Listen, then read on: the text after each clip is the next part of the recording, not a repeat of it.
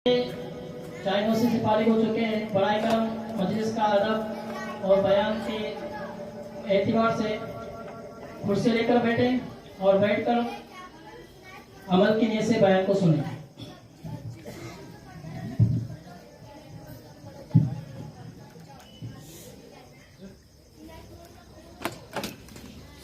अल्हम्दुलिल्लाह रब्बिल आलमीन। अल्लाहुम्मा सल्लि व सल्लिम व बारिक अला सय्यिदिना व नबिय्यिना मुहम्मद व अला आलिहि व अस्हाबिहि अजमईन। قال الله تبارك وتعالى في القرآن المجيد: ومن آياته أن خلق لكم من أنفسكم أزواجا لتسكنوا إليها وجعل بينكم مودة ورحمة إن في ذلك لآيات لقوم يتفكرون. وقال النبي صلى الله تعالى عليه وسلم: يا معشر الشباب من استطاع منكم الباءة فليتزوج فإنه أغض للبصر وأحسن للفرج ومن لم يستطع فعليه بالصوم فإنه له وجاء أو كما قال صلى الله تعالى عليه وسلم. معزز بزرگوں، محترم ذمہ داران و اراکین جماعت المسلمین بوردی پنجتن اور ناگاؤں، آئے ہوئے جملہ مہمانان، بڑے بزرگوں، نوجوانوں، اللہ رب العزت کا احسان ہے کہ اللہ تبارک و تعالی نے ہمیں نکاح کے پیش خیمے چائے پان کے موقع پر کچھ دین کی باتیں سننے سنانے کا موقع عنایت فرمایا ہے۔ انشاءاللہ قرآن و سنت کے اعتبار سے نکاح کے موقع اور مناسبت کے لحاظ سے جو قیمتی اور مختصر سی باتیں ہیں، مختصر سے وقت میں آپ کا زیادہ وقت نہ لیتے ہوئے ان کو عرض کرنے کی کوشش کروں گا۔ اللہ تبارک و تعالی سیدھی سچی اچھی باتیں کہنے کی توفیق عنایت فرمائے، اور اللہ تبارک و تعالی ہم تمام کو ان تمام باتوں پر عمل کرنے کی سعادت اور عمل کرنے کی توفیق نصیب فرمائے، آمین۔ انبیاء کرام علیہم السلام کی 4 سنتیں اور 4 طریقے ایسے رہے ہیں جو تمام ہی انبیاء کرام علیہم السلام نے اختیار کیے ہیں۔ حدیث پاک میں نبی کریم صلی اللہ تعالی علیہ وسلم نے ان کی وضاحت فرمائی ہے۔ ایک تو مسواک ہر نبی کی سنت رہی ہے، دوسرا تعطر یعنی اپنے آپ کو خوشبو سے مہکانا، خوشبو کا استعمال کرنا، صفائی ستھرائی، یہ انبیاء کرام علیہم السلام کی سنت رہی ہے۔ اسی طریقے سے نبیوں کی سنت کے اندر ایک چیز ختنے کی داخل ہے، اور ایک عظیم چیز جس موقع سے بات عرض کی جا رہی ہے کہ نکاح کی سنت۔ اللہ رب العزت نے تمام انبیاء کرام علیہم السلام کو اس سنت کے ادا کرنے کی توفیق اور سعادت عنایت فرمائی ہے۔ صرف 2 انبیاء کرام علیہم السلام ایسے گزرے ہیں جن کے نکاح نہیں ہوئے، حضرت عیسیٰ علیہ السلام اور حضرت یحییٰ علیہ السلام۔ حضرت یحییٰ کے بارے میں احادیث مبارکہ میں آتا ہے کہ اللہ رب العزت ان کا آسمان میں نکاح فرمائیں گے، اور حضرت عیسیٰ علیہ السلام جب قرب قیامت میں اس روئے زمین پر تشریف لائیں گے تو اس وقت حضرت عیسیٰ علیہ السلام بھی نکاح سے سرفراز ہوں گے۔ تو اللہ رب العزت کی عظیم سنت رہی ہے انبیاء کرام علیہ السلام کے تعلق سے، اور نکاح جن مقاصد کے لیے کیا جاتا ہے نبی کریم صلی اللہ تعالی علیہ وسلم نے احادیث مبارکہ میں اس کی بھی وضاحت فرمائی ہے۔ سب سے پہلے تو نبی کریم صلی اللہ علیہ وسلم نے اسے اپنی اور انبیاء کرام علیہ السلام کی سنت قرار دیا ہے، اور سنت کی نیت سے انسان جب اس عمل کو کرے گا تو ظاہر سی بات ہے کہ سنتوں کے عمل کرنے کا جو ثواب ہے یہ اللہ تبارک و تعالی اس انسان کو عطا فرمائیں گے، لیکن یہ سنت کے طریقے کے مطابق ہونا چاہیے۔ یہ نکاح اس طرز پر ہونا چاہیے جس طرز پر نبی کریم صلی اللہ تعالی علیہ وسلم کے زمانے میں اور صحابہ کرام رضوان اللہ تعالی اجمعین کے مبارک دور میں ہوا، اس لیے کہ نکاح کا ایک اہم مقصد ہے نظر کی پاکیزگی، نکاح کا ایک اہم مقصد ہے شرمگاہ کی پاکیزگی۔ اگر ہماری نکاح کی مجلسوں کے اندر بے حیائی نظر آئے، بے پردگی نظر آئے، تو ظاہر سی بات ہے کہ جس عظیم مقصد کے لیے اس نکاح کو انجام دیا جا رہا ہے اسی نکاح کے اندر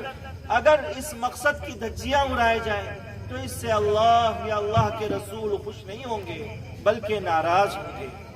ظاہر سی بات ہے کہ نکاح ایک ایسی چیز ہوتی ہے کہ نکاح اور اس خوشی کے موقع پر آدمی ہر ایک کو خوش کرنے کی کوشش کرتا ہے۔ جب کسی گھر کے اندر نکاح کی تیاری ہوتی ہے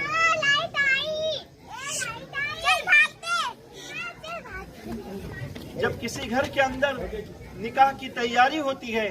تو ظاہر سی بات ہے کہ گھر کے بڑے، خاندان کے بڑے بیٹھ کر جو رشتہ دار ناراض ہوتے ہیں یا جو دوست و احباب ناراض ہوتے ہیں یا محلے اور گلی کے اور بستی کے جو لوگ ناراض ہوتے ہیں، کوشش کی جاتی ہے کہ ان کو کس طریقے سے خوش کیا جائے یا ان کو کس طریقے سے راضی کیا جائے۔ یہاں تک کہ آدمی اپنے گھر کے اندر کام کرنے والے اور اپنے جو ہے یعنی کچھ معمولی وہ لوگ کہ جن کی معاشرے کے اندر بظاہر کوئی حیثیت نہیں سمجھی جاتی، ان کو بھی اس موقع پر خوش کرنے کی کوشش کرتا ہے۔ تو دوستو بزرگوں، اگر اس نکاح کے موقع پر ہمیں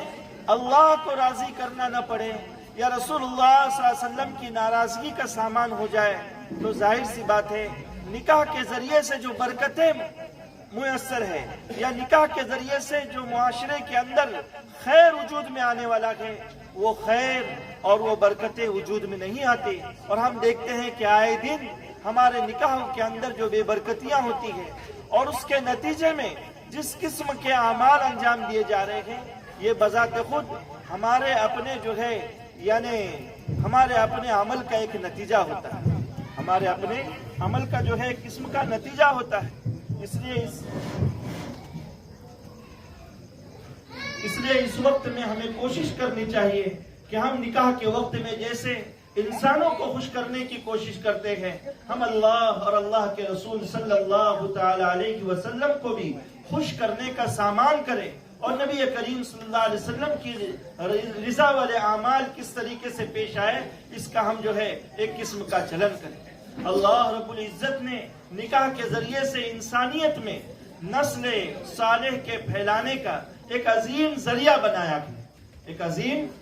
بنایا ہے، اور نکاح کے اندر جو ہے میاں بیوی کے لیے بہترین ہدایات نبی کریم صلی اللہ تعالی علیہ وسلم نے دیے ہیں۔ ان ہدایات کو بھی ہمیں پیش نظر رکھنا چاہیے کہ اللہ کے رسول صلی اللہ علیہ وسلم نے شوہر کو کیا ہدایت دی، اللہ کے رسول صلی اللہ علیہ وسلم نے بیوی کو کیا ہدایات دی ہے۔ احادیث صحیحہ میں ایک واقعہ آتا ہے کہ ایک صحابی نبی کریم صلی اللہ علیہ وسلم کے پاس دورے مسجد نبوی کے اندر تشریف لاتے ہیں اور آ کر عرض کرتے ہیں، اللہ کے رسول صلی اللہ علیہ وسلم میرا اونٹ پاگل ہو گیا، اونٹ ایک عجیب الخلقت جانور ہے، اللہ تبارک و تعالیٰ نے اس کو بہت سے کاموں کے اندر استعمال کیا ہے۔ قرآن کریم میں بھی اللہ تبارک و تعالیٰ نے اس کی عجیب خلقت کو بیان فرمایا ہے، اور عربوں کا ایک جو ہے مرغوب اور بہترین پسندیدہ جانور ہے۔ دوسرے جانوروں پر سواری کرنی ہو تو آدمی کو جو ہے چھلانگ لگا کر ان پر بیٹھنا پڑتا ہے یا بیٹھنے کے لیے انتظام کرنا پڑتا ہے. یہ جانور خود بخود جو ہے نیچے بیٹھتا ہے اور یہ جانور انتہائی وفادار بھی ہوتا ہے. لیکن اگر یہ بدک جائے, اگر یہ پاگل ہو جائے تو کئی لوگوں کی جو ہے زندگیوں کو اجاڑنے کا سبب بھی بنتا ہے اور اس کا کینہ اور اس کی دشمنی بے حد مشہور رہتی ہے. تو اس صحابی رضی اللہ تعالیٰ عنہ نے آ کر عرض کیا کہ رسول اللہ صلی اللہ علیہ وسلم میں اسے اپنے باغ کے اندر جو ہے رکھ کر آیا ہوں. اس وقت جو ہے عربوں کی جو باغ رہتے تھے اس میں 4 دیواری رہتی تھی تو اس میں وہ اونٹ بندھا ہوا تھا. اللہ کے رسول صلی اللہ علیہ وسلم فوراً صحابہ کرام رضوان اللہ تعالی عنہم کی جماعت کے ساتھ ان صحابی کے باغ کے اندر تشریف لے گئے. ان صحابی کے باغ کے اندر تشریف لے گئے. صحابہ ڈرے ہوئے تھے اس لیے کہ وہ جانتے تھے کہ اونٹ جب بدک جاتا ہے, پاگل ہو جاتا ہے, بے قابو ہو جاتا ہے تو وہ تو جو ہے یعنی انسانوں کو مارنے کے لیے دوڑتا ہے, کھوپڑیاں جو ہے وہ اکھاڑ لیتا ہے. اور نبی کریم صلی اللہ علیہ وسلم جو ہے بے دھڑک اس کے سامنے جا رہے ہیں. وہ اونٹ دوڑتے ہوئے نبی کریم صلی اللہ علیہ وسلم کے قریب آ رہا تھا. راوی فرماتے ہیں کہ ہمارے تو ہاتھ پیر پھولنے لگے, کانپنے لگے کہ کہیں یہ اونٹ نبی کریم صلی اللہ علیہ وسلم کو تکلیف نہ پہنچائے. لیکن یہ کیا, جب ایک اونٹ ایک فاصلے پر نبی کریم صلی اللہ علیہ وسلم کے قریب آ گیا تو آتے ہی نبی کریم صلی اللہ علیہ وسلم کے سامنے وہ سجدہ ریز ہو گیا, سجدہ ریز ہو گیا اور آپ صلی اللہ علیہ وسلم کے سامنے سجدے میں جا کر رونے لگا. تو صحابہ کرام رضوان اللہ تعالی اس وقت جو جمع تھے انہوں نے عرض کیا کہ اللہ کے رسول یہ بے زبان جانور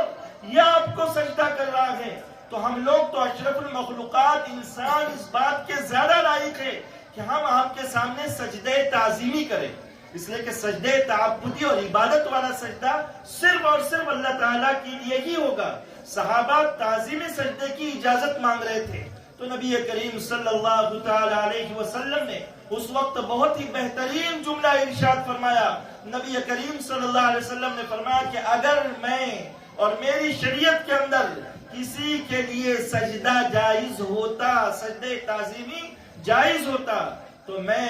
عورت کو حکم دیتا کہ وہ اپنے شوہر کے سامنے سجدہ ریز ہو جائے. لیکن میری شریعت کے اندر سجدہ تعظیمی کی بھی اجازت نہیں ہے. اس سے ایک عورت کے سامنے نبی کریم صلی اللہ علیہ وسلم نے شوہر کے مقام کو کھول کر اور واضح کر کے رکھ دیا کہ شوہر کا کتنا اونچا مقام ہے. وہیں پر نبی کریم صلی اللہ علیہ وسلم نے بیویوں کا بھی مقام اللہ کے رسول صلی اللہ تعالی علیہ وسلم نے بیان فرمایا. ایک صحابی گئے حضرت انجشہ رضی اللہ تعالیٰ ایک سفر سے جب آپ صلی اللہ علیہ وسلم واپس آ رہے تھے تو مستورات بھی اور عورتیں بھی اللہ کے رسول صلی اللہ علیہ وسلم کے ساتھ صحابیات بھی قافلے کے اندر تھی. اللہ کے رسول صلی اللہ علیہ وسلم کی عادت شریفہ تھی کہ عورتوں کی نگرانی کے لیے کسی ایک صحابی کو مقرر فرمایا کرتے تھے. تو نبی کریم صلی اللہ علیہ وسلم نے ایک صحابی حضرت انجشہ کو مقرر کیا. حضرت انجشہ جو ہے اپنی سواری بھی تیز بھگا رہے تھے اور ان عورتوں کی سواریوں کو بھی تیز بھگا رہے تھے. نبی کریم صلی اللہ علیہ وسلم نے اس وقت ایک جملہ ارشاد فرمایا,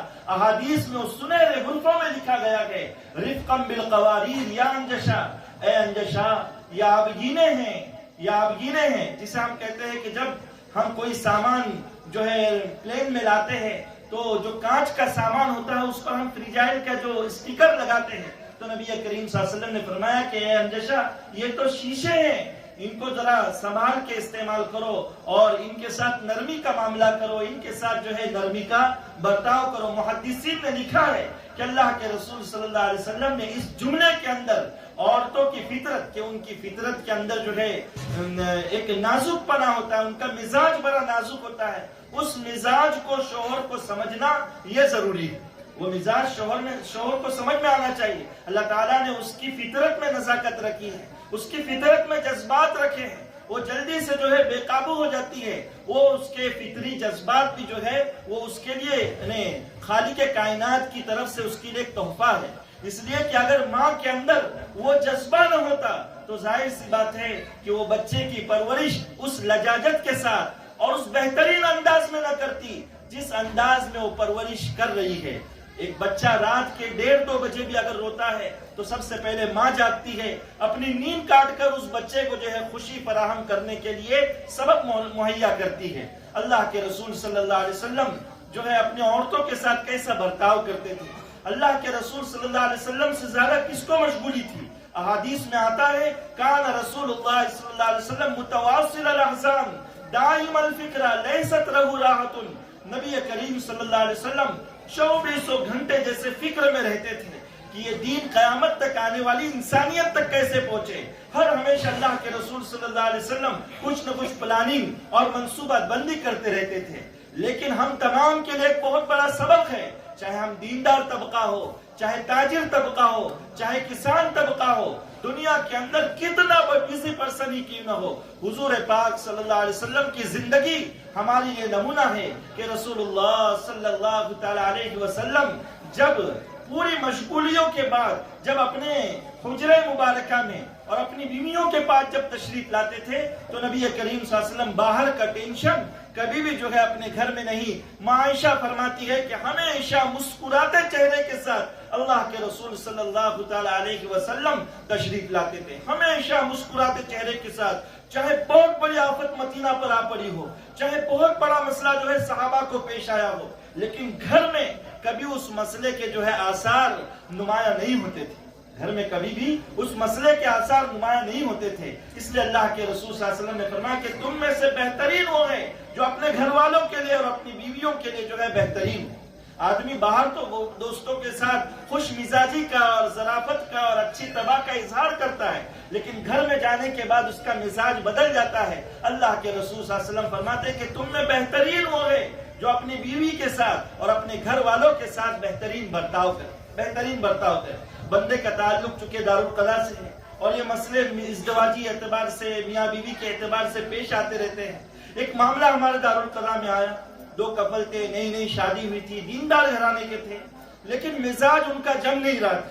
मिजाज जम नहीं रहा था और दोनों जो है इस बात पर आमादा होकर आए थे, बिल्कुल रेडी होकर आए थे, वो भी और उनके घर वाले भी और सारे लोग कि दोनों को जो है मसलहत और हिकमत के साथ खुश उसलूबी के साथ अलग कर दिया जाए तो ये बेहतर है, खुश उसलूबी के साथ अलग किया जाए तो बेहतर है।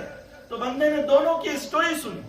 दोनों को पूरा पूरा बोलने का जो है मौका दिया गया। और ये बात है कि कभी भी यानी अल्लाह के रसूल सल्लल्लाहु अलैहि वसल्लम की हदीस मुबारक है कि जब तक हम दो लोगों का मौक़िफ़ उन दोनों से मुकम्मल तौर पर जब तक न सुने उस वक्त तक हम किसी की तरफदारी या किसी की जो है यानी जानिबदारी के सिलसिले में कोई बात नहीं कर सकते, किसी के हक में कोई फैसला नहीं कर सकते। हुजूर पाक सल्लल्लाहु अलैहि वसल्लम की हदीस मुबारक है सहीह बुखारी की, ला तक़दियन्न बैन इस्नैन हत्ता समीत मिनल आखिर कमा समीत मिनल अव्वल, कि दो लोग जब अपनी अलग अलग इख्तिलाफी बात रख रहे हैं तो जब तक दूसरे का मौक़िफ़ उस तरीके से न सुनो जब जैसे तुमने पहले का मौक़िफ़ सुना है, वहां तक उनके दरमियान में किसी भी किस्म का कोई फैसला नहीं कर सकते। जब दोनों ने अपनी बात रखी, ये बात इसलिए भी है हमारे लिए जरूरी कि बसा औकात हम एक तरफ की बात सुनकर उसके हक में जो है बातें करना शुरू कर देते हैं, ये रसूलुल्लाह सल्लल्लाहु अलैहि वसल्लम की तालीमात नहीं है। तो जब उन्होंने अपनी बात को सामने रखा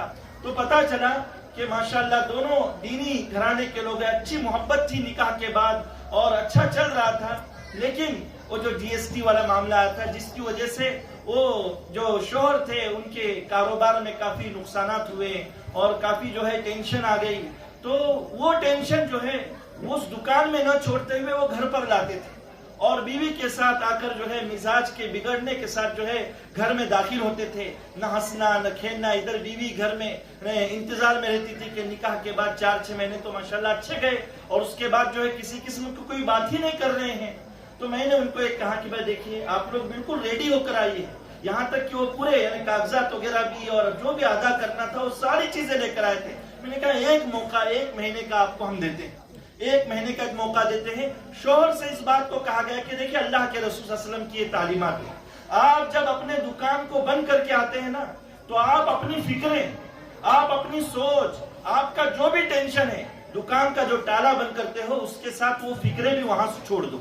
इसलिए कि आप रसूलुल्लाह सल्लल्लाहु अलैहि वसल्लम से ज्यादा बड़े मशगूल नहीं हैं। हदीस पाक से पता चलता है कि अल्लाह के रसूल सल्लल्लाहु अलैहि वसल्लम सबसे ज्यादा मशगूल थे, लेकिन उसके बावजूद रसूलुल्लाह सल्लल्लाहु अलैहि वसल्लम ने कभी उन फिक्रों को अपने घर के अंदर जो है लाकर अज़वाज मुतहहरात के साथ मिजाज का बिगाड़ पेश नहीं किया। तो आप अपना टेंशन वहां छोड़कर आ जाओ। आप जब घर में दाखिल होंगे तो रसूलुल्लाह सल्लल्लाहु अलैहि वसल्लम की सुन्नत मुबारक है कि अल्लाह के रसूल सल्लल्लाहु अलैहि वसल्लम हमेशा मुस्कुराते चेहरे के साथ और सलाम करके घर वालों में तशरीफ लाते थे। اور حدیث پاک میں ضمانت ہے، رسول اللہ صلی اللہ علیہ وسلم فرماتے ہیں کہ جو شخص اپنے گھر میں داخل ہوتے وقت سلام کر کے داخل ہوتا ہے، میں اس کا جنت کا ضامن ہوں۔ کتنی بڑی خوشخبری ہے نبی کریم صلی اللہ علیہ وسلم کی طرف سے۔ انہوں نے کہا آپ اس چیز کو اپناؤ، اور بیوی کو اس بات کی ہدایت کی کہ اللہ کے رسول صلی اللہ علیہ وسلم کے ازواج مطہرات کی عادت تھی کہ رسول اللہ صلی اللہ علیہ وسلم جب تشریف لاتے آہٹ محسوس ہوتی تو ازواج مطہرات رسول اللہ صلی اللہ علیہ وسلم کے استقبال کے لیے کمرے کے دہلیز پر آ جاتے تھے، گھر کی دہلیز پر آ جاتے تھے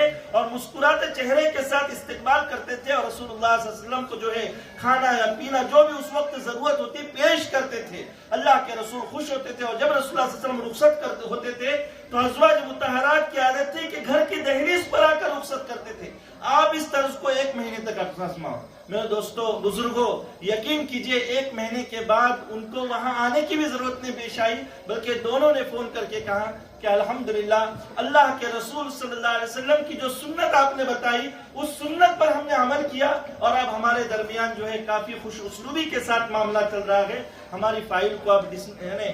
کو بند کر دیجئے، اب جو ہے ہمیں جو ہے وہاں آنے کی بھی ضرورت نہیں ہے۔ اب ہماری زندگی جو ہے رسول اللہ صلی اللہ علیہ وسلم کے بتلائے ہوئے طریقے کے مطابق، اور جو ازدواجی طریقے اللہ کے رسول صلی اللہ علیہ وسلم نے بتائے ہیں ان طریقوں کے مطابق ہم اپنی زندگی کو گزاریں گے۔ تو یہ سنت کی برکت ہے کہ اللہ کے رسول صلی اللہ علیہ وسلم کے طریقے کے اندر اللہ تبارک و تعالیٰ نے کامیابی رکھی ہے۔ اور یعنی اس بات کا ایک یہ رہتا ہے، ایک بہت بڑے امام گزرے ہیں لغت کے، عربی کے بہت بڑے امام تھے، حضرت امام ابو الاسود دؤلی رحمۃ اللہ علیہ، حضرت علی رضی اللہ تعالیٰ عنہ کے شاگرد ہوتے ہیں۔ انہوں نے ایک مرتبہ اپنی اولاد کو موت سے پہلے جمع کرتے ہوئے فرمایا کہ میرے بچوں، میں نے تم پر بہت احسانات کیے ہیں، پیدا ہونے کے بعد بھی احسانات کیے اور پیدا ہونے سے پہلے بھی احسانات کیے۔ بچوں نے عرض کیا کہ والد صاحب، پیدا ہونے کے بعد کے آپ کے جو احسانات ہیں ہم تمام کو یاد ہیں، یقیناً بہت احسانات ہیں۔ عمومی طور پر ہم ماں کے حقوق سنتے ہیں، یقیناً ماں کا درجہ بہت بڑا ہے، ماں کے قدموں تلے جنت ہے، باپ بھی جنت کا دروازہ ہے۔ بہت سی جگہ باپ بیچارہ مظلوم ہو جاتا ہے، ایسے کچھ حالات پیش آتے ہیں، تو باپ کا بھی بڑا مرتبہ ہے۔ وہ باپ جس انداز میں اپنے اولاد کو پالتا ہے نا، جب ہم باپ بنتے ہیں تب پتہ چلتا ہے کہ ہمارے والد نے ہماری پرورش کتنی جو ہے مشقت اور محنت کے ساتھ کی ہے، اور وہ خود بھوکا رہا ہے یا خود نے جو ہے کیا کیا مشقتیں جھیلی ہے، لیکن اپنے اولاد بھوکی نہ سوئے اور اپنے اولاد کو سکھ چین میسر ہو، اچھی تعلیم میسر ہو، اس کے لیے ایک باپ کی جو خواہش ہوتی ہے وہ ہم کو نوجوانی کی حالت میں سمجھ میں نہیں آتی، جب بڑے ہم ہوتے ہیں نا اس وقت سمجھ میں آتی ہے، اور جن کے والد نہیں ہوتے نا تو ان کو سمجھ میں آتا ہے کہ ہمارے اچھے دن آ گئے لیکن ہمارے ہاتھ کی کمائی کھانے کے لیے ہمارے والد نہیں ہے۔ روتے ہیں لوگ، یقین کرو میرا بھی خود کا ہے کہ ہم روتے ہیں کہ سب کچھ دنیا کی نعمت ہے اور اللہ نے دین کی نعمت دی، لیکن والد کو جس انداز میں ان کی محنت ہونی چاہیے وہ نہیں ہوئی تو انسان روتا ہے، اس لیے قدر کرنی چاہیے۔ تو ان کے اولاد نے کہا کہ اس کے بعد جو یعنی پیدائش کے بعد جو آپ کے احسانات ہمیں یاد ہے، لیکن پیدائش سے پہلے آپ کا کیا احسان ہے وہ ہمیں بتائیے۔ تو انہوں نے کہا کہ دیکھیے، جب میرے نکاح کی عمر ہوئی میری خواہش یہ تھی، میرے جذبات یہ تھے کہ میں خوبصورت اور حسب و نسب والی عورت سے نکاح کروں، لیکن جس عورت کے پاس میرا پیغام جانا تھا اس کے اخلاق کے بارے میں میں نے معلومات لی تو اس کے اخلاق اتنے اچھے نہیں تھے کہ وہ آئندہ چل کر میرے اولاد کی اس بہترین انداز میں پرورش اور تربیت کر سکے، تو میں نے ایک بدصورت عورت سے نکاح کیا۔ میرے خواہشات کو میں نے دبایا اور تمہاری پرورش کو میں نے مقدم کیا ہوں، یہ میرا تم پر ایک احسان ہے۔ تو وہ اولاد رونے لگی کہ والد صاحب یقیناً آپ نے ہمیں بہترین ماں جو ہے فراہم کی۔ تو اللہ کے رسول صلی اللہ علیہ وسلم کی ایک حدیث مبارک ہے، اس کا ترجمہ کر کے اپنی بات ختم کروں گا۔ جو نکاح کے موقع پر ہم سنتے ہیں نبی کریم صلی اللہ علیہ وسلم فرماتے ہیں کہ لوگ نکاح کرتے ہیں 4 مقاصد اور 4 چیزیں عورت کی دیکھ کر۔ تنکح المرأة لأربع لمالها، اس کا مال دیکھ کر۔ بسا اوقات آدمی کسی عورت کو پیغام بھیجتا ہے کہ وہ مالدار ہے تو آئندہ ہو سکتا ہے کہ اس کی وراثت میں سے اس کو بھی حصہ مل جائے، اس کے مال میں سے تو یہ بھی مالدار ہو جائے گا، یہ بھی مقصد رہتا ہے۔ یہ حسب یا اس کے حسب نسب یا خاندان کی عظمت کی بنیاد پر بھی نکاح کرتا ہے۔ اور آگے ہے کہ لجمالہا، اس کی خوبصورتی کی بنیاد پر بھی اس سے نکاح کرتا ہے، لدینہا، اور چوتھا مقصد دینداری کو دیکھ کر بھی نکاح کرتا ہے۔ اللہ کے رسول صلی اللہ علیہ وسلم نے فرمایا کہ یہود نے مال اور حسب و نسب کو دیکھا اور اس بنیاد پر نکاح کیا، نصارہ نے جو ہے نکاح کے اندر مقصد رکھا حسن و جمال، خوبصورتی، لیکن میری امت کو میں وضاحت کرتا ہوں کہ فَاظْفَرْ بِذَاتِ الدِّينِ تَرِبَتْ يَدَاكَ، میری امت جو ہے دینداری کو مقدم کرے، دیندار عورت سے نکاح کرے میری امت، تو یقیناً میری امت جو ہے کامیاب ہو جائے گی۔ یہ اللہ کے رسول صلی اللہ تعالی علیہ وسلم کی وضاحت ہے، نبی کریم صلی اللہ علیہ وسلم کا فرمان ہے، تو اس پر عمل کرنا ہم تمام کے لیے بہتری کا سبب ہے۔ ایک حدیث مبارک ہے نکاح کے موقع کی، نبی کریم صلی اللہ علیہ وسلم کی طرف سے اعلنوا ھذا النکاح وجعلوہ فی المساجد، اللہ کے رسول صلی اللہ علیہ وسلم نے فرمایا کہ اس نکاح کا اعلان کرو، چوری چپ کے نکاح نہیں بلکہ نکاح اعلانیہ ہو، اور اس کو مساجد میں انجام دو۔ نبی کریم صلی اللہ علیہ وسلم نے فرمایا کہ اس کو مساجد میں انجام دو۔ یہ ہمارے رسول اللہ صلی اللہ علیہ وسلم کی وضاحت ہے کہ مساجد میں نکاح ہو، اللہ کے رسول صلی اللہ علیہ وسلم کی سنت ہے، اور نبی کریم صلی اللہ علیہ وسلم کی جتنی صاحبزادیاں تھیں ان تمام کے نکاح، خود اللہ کے رسول صلی اللہ علیہ وسلم کے نکاح یہ مساجد کے اندر ہوئے ہیں۔ اللہ کے رسول صلی اللہ علیہ وسلم کے نکاح مساجد کے اندر ہوئے ہیں، اس لیے کہ نکاح کے موقع پر ایک دعا کا ماحول ہوتا ہے، تو ظاہر سی بات ہے یہ سارا ماحول دعاؤں کا کہاں، یعنی مساجد کے اندر جو مہیا ہو سکتا ہے وہ دوسری جگہ پر مہیا نہیں ہو سکتا۔ ایک بات دیکھیے، یہ جتنے کرسچن ہیں، عیسائی لوگ ہیں، ان کا بڑا سے بڑا شہزادہ کیوں نہ ہو، بادشاہ کیوں نہ ہو، آج بھی ان کے نکاح چرچ میں ہوتے ہیں۔ وہ اپنے پادری کو منڈپ پہ نہیں بلاتے، بلکہ اتنی تعظیم ہے ان کے اندر کہ وہ چرچ میں جاتے ہیں اور پادری کے سامنے جو ہے کھڑے ہو کر جو بھی ان کے رسم و رواج کے مطابق نکاح ہوتا ہے وہاں پر ہوتا ہے۔ یعنی حالانکہ حضرت عیسیٰ علیہ السلام کی طرف سے کوئی وضاحت نہیں ہے کہ نکاح چرچ میں ہونا چاہیے یا ان کے معبد میں ہونا چاہیے، ہمارے نبی کی وضاحت ہے، لیکن اس کے باوجود بھی ہم یعنی بطور کوتاہی کے اس فرمان کو چھوڑ کر ہم اپنے گھروں کے سامنے یا منڈپوں میں نکاح کرنے کی کوشش کرتے۔ جائز تو ہے، کوئی بات نہیں، لیکن اللہ کے رسول صلی اللہ علیہ وسلم نے برکت کا سبب، نورانیت کا سبب اس بات کو قرار دیا گیا کہ نکاح مساجد کے اندر ہو، تو ظاہر سی بات ہے کہ نکاح کے ذریعے سے جو برکتیں میسر ہونے والی ہیں وہ برکتیں اسی صورت میں حاصل ہوں گی، اور آدمی جو ہے بہت سی خرافات سے اور غلط چیزوں سے انشاءاللہ بچ جائے گا۔ اور جو چیز سمجھ میں آتی ہے کہ